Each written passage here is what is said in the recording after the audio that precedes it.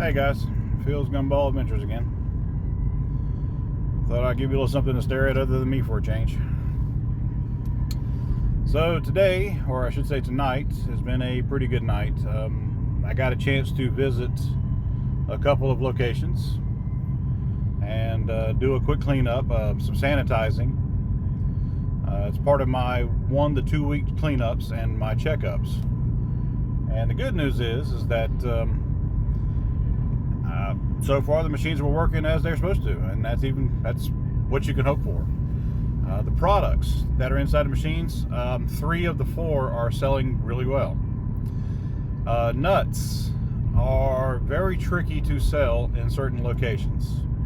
You got to be very mindful of where you sell these at, and that's one of the first things you kind of learn when you place your machines is what sells where.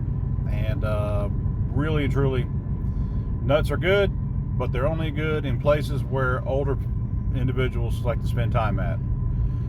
Not real good for teenagers and kids. They're just not interested in it, really. So when you're placing your product, make sure that you're placing it for the people that are going to actually eat it. Nuts are not a big deal in and of themselves. I do have 2 locations that request them, so it's not a total loss, but it is a lot trickier to do. I've had to actually upgrade mine instead of just standard ones. Cashews are pretty good, but I have the request that's made upon me all the time is to get spicy nuts. That's okay. I mean, I can deal with that. It's just tricky. Not everybody wants it, but we'll see what happens.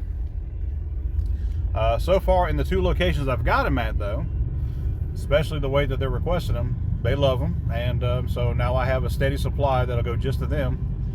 And because they don't cost a whole lot, I let them vend a good healthy amount.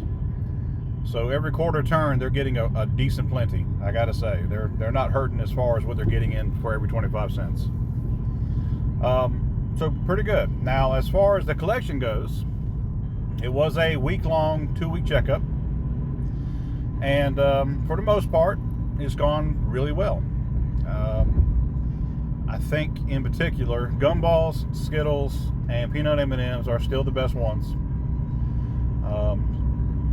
So far it's nothing to sneeze at. I think one machine in particular, about $10 in returns. The second machine did even better, it was around $12.50. Now, if that's after a week to 2 weeks and everything's working like it should, then I can imagine that the following 3 or 4 weeks time frames will yield even better. So these checkups are important to make sure that you've got the right stuff in there, the right candy in the machines, to make sure that they're in the right locations, and also to make sure that your machines are working. But for the most part, it's important to see what kind of returns you're getting on these in these locations as well. Don't forget towels, gloves, and sanitizing products. You want to clean these machines. You want to keep them as clean as possible. One area that I've got my machine right now, didn't really think about it when I placed it, but it's in a high dust area. So I've had to talk with the owner about that and see if we can kind of move it in an area where it's away from all the dust. That's going to require a lot of cleaning. If I can get them to put maybe a cover over it, when they want to use it, they pop the cover over and help me in that manner.